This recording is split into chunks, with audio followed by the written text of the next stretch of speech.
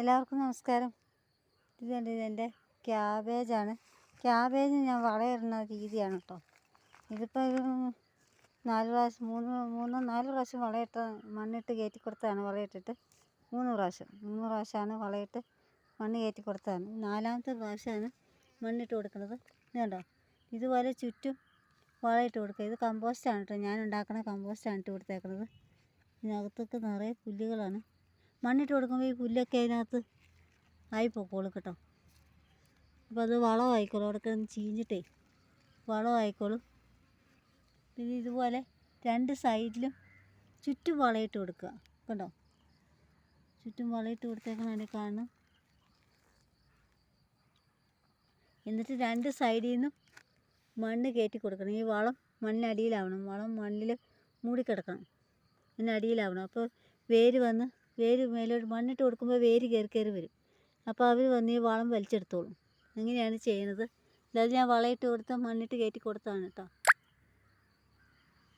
അങ്ങനെ ചെയ്ത് കൊടുത്തെങ്കിലേ നമ്മുടെ ക്യാബേജ് നല്ല സ്ട്രോങ് ആയിട്ട് നിൽക്കുകയുള്ളൂ. അല്ലെങ്കിൽ ഒടിഞ്ഞു പോകാൻ ചാൻസ് കൂടുതലാണ്. മറിഞ്ഞു പോകും ഒരു സൈഡിലേക്ക്. ഇങ്ങനെ വരരുത്.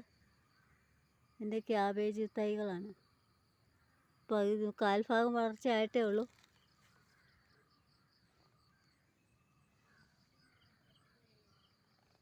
ഈ മണ്ണൊക്കെ നമ്മൾ ഇവിടുന്ന് മണ്ണ് കൂടെ കിളച്ച് കൂട്ടി കൊടുക്കണം നമ്മൾ.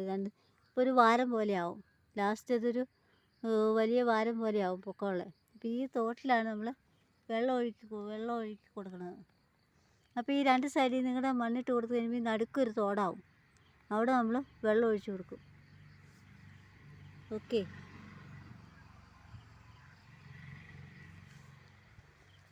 കോളിഫ്ലവർ ചൂട് കാരണം കുറേയൊക്കെ വാടിപ്പോയിട്ടുണ്ട്.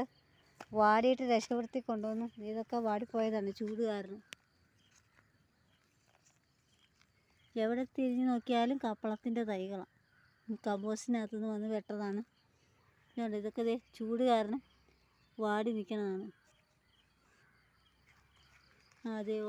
അടുത്ത ഒരെണ്ണം പോയി തുടങ്ങി. കോളിഫ്ലവറിന് ഒട്ടും ചൂട് പറ്റാത്തൊരു പ്ലാന്റാണ് കേട്ടോ.